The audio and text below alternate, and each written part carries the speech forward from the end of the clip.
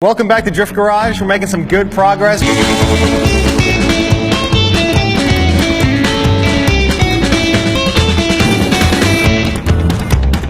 But our project list is a bit ambitious, causing us to work super late nights, but you guys all know how that goes. Well, we got the engine back in, feeling pretty good about that, but we still have a lot to do. We have the radiator, the plumbing, and the tubing all to hook up still. Hopefully get this thing running pretty soon. Well, I finished all the power upgrades on the car, so I'm going to move on to the suspension. I've been running basically stock angle in that thing for the past couple of years, so I want to move on to a better kit so I can back that thing into some corners maybe. And then the rear end's basically been falling apart, so I'm going to upgrade that with some new suspension arms so I can get a good alignment on it. Well, all right, let's get back to work. Let's do it.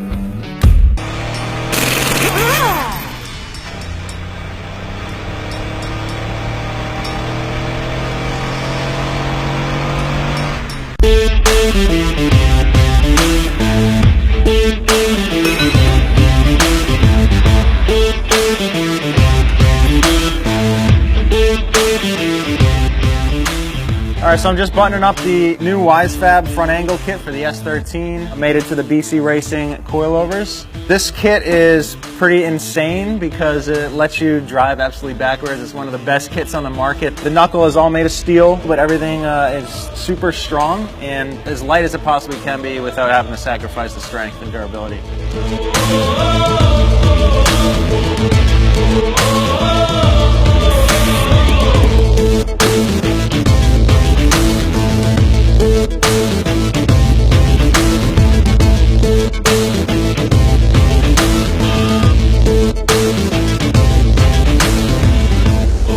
Running two turbos generates a lot of heat, and this radiator has more capacity and better flow than the stock unit.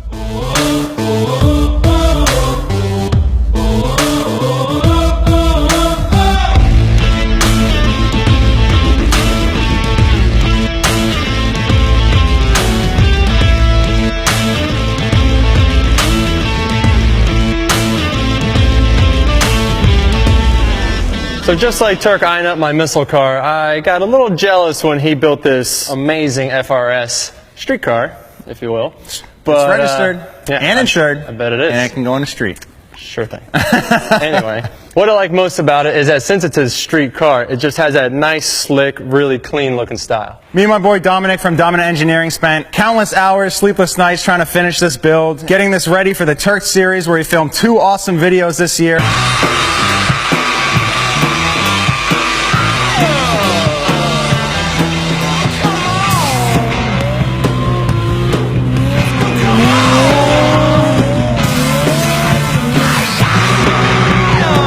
Motor setup in this car is a 2JZ stroked with a Brian Crower kit, running mild boost about 15 PSI and a Garrett GTX, making 500 at the wheels at the moment. As soon as we turn that boost up, it's going to be making around 700.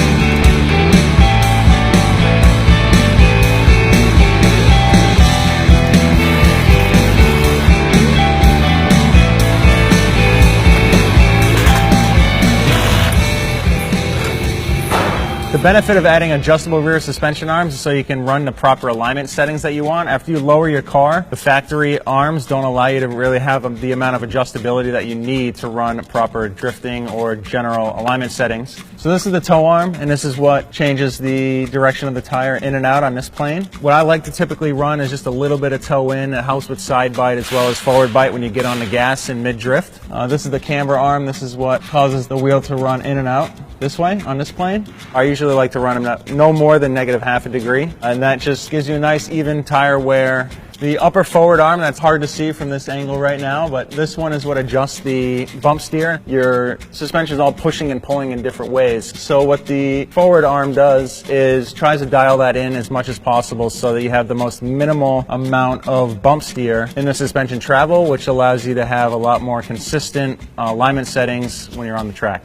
Pro tip, want to shed a couple pounds? Get yourself a lightweight, high-capacity battery.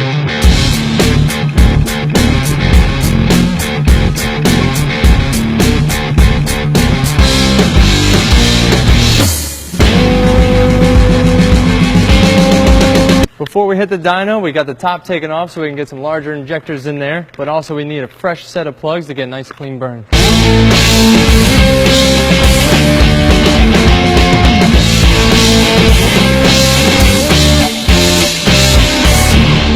Knocked a ton off the list today. Rear suspension's done, front suspension's done, the car's aligned. Sounds good, man. Well, I got the engine all buttoned up, intercooler's on, all the piping's fitted, radiator's in, exhaust is done. I think this thing's ready to fire up. Prove it, man. Oh, you don't believe me? I don't believe you. All right. As long as we hooked it up. Black to red, red to black, right?